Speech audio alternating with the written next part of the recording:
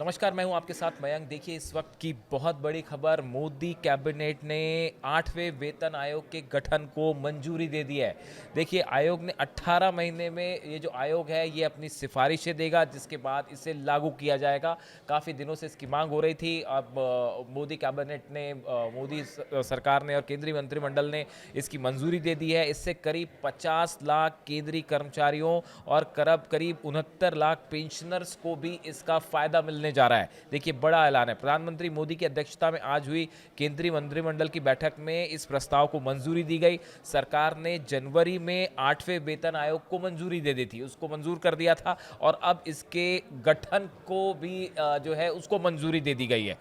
देखिए, केंद्रीय मंत्री अश्विनी वैष्णव ने बताया कि केंद्रीय कैबिनेट ने 8वें केंद्रीय वेतन आयोग के लिए टर्म्स ऑफ रेफरेंस को मंजूरी दे दी है। सुप्रीम कोर्ट की पूर्व जज रंजना प्रकाश देसाई इसकी चेयरपर्सन होंगी। साथ ही आईआईएम बेंगलोर के professor Pulak Ghosh part time member होंगे और साथ ही पंकज जैन इसके मेंबर सचिव होंगे, सेक्रेटरी होंगे, जो अभी पेट्रोलियम एंड नेचुरल गैस में इस समय वो सेक्रेटरी हैं। अब वेतन आयोग के गठन के बाद क्या होगा? देखिए, 8वां वेतन आयोग सरकारी कर्मचारियों और पेंशनर्स के लिए नए पे स्केल, पेंशन जो उनका स्ट्रक्चर है वो, भत्तों और बाकी सुविधाओं की सिफारिश करेगा। यानी अगर आप सरल शब्दों में समझें तो जो नया पे स्केल है वो डिसाइड करना, जो पेंशन स्ट्रक्चर है वो डिसाइड करना, जो तमाम भत्ते मिलते हैं उनका नया स्ट्रक्चर से उनको नए तरीके से डिसाइड किया जाएगा। आमतौर पर हर 10 साल में प्रक्रिया होती है, जिसके जरिए महंगाई और आर्थिक स्थिति के अनुरूप वेतन ढांचा जो होता है वो तय किया जाता है। सरकार ने इस बार आयोग के गठन से पहले राज्य सरकारों, सार्वजनिक उपक्रम जो पीएसयूज होते हैं और बाकी जो इसमें हितधारक होते हैं, जो अलग अलग इसमें जिनका इंटरेस्ट होता है, उनसे भी सुझाव लिए थे ताकि सिफारिशें जमीनी हकीकत पर हो। पहले इन सब से इनपुट लिया गया, इनके सुझाव लिए गए और उसके बाद ये फैसला किया गया है। देखिए, जो 7वां वेतन आयोग था उसका गठन 28 फरवरी 2014 को हुआ था और इसकी सिफारिशें 1 जनवरी 2016 से लागू की गई थी। उससे वेतन और पेंशन्स में औसतन 23.55% की बढ़ोतरी दर्ज की गई थी। जो 7वां वेतन आयोग था, 23% से ज़्यादा, करीब 23.55%।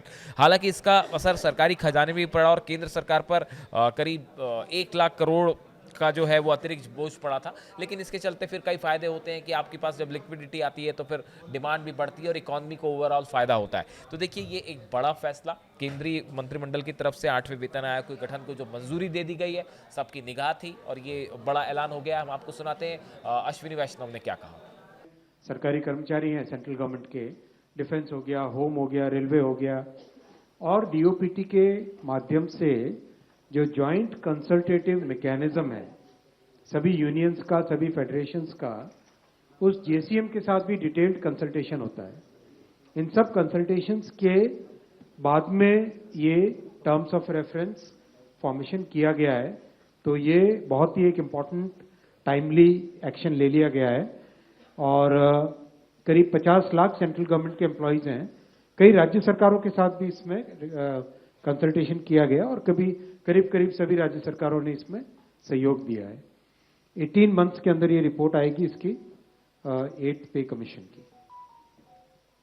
जस्टिस रंजना प्रकाश देसाई को इसका चेयरपर्सन बनाया गया। आप सब जानते ही हैं जस्टिस देसाई को, हमारे प्रेस काउंसिल ऑफ इंडिया की चेयरपर्सन है और बहुत ही अच्छा उनका एक long history of public service है।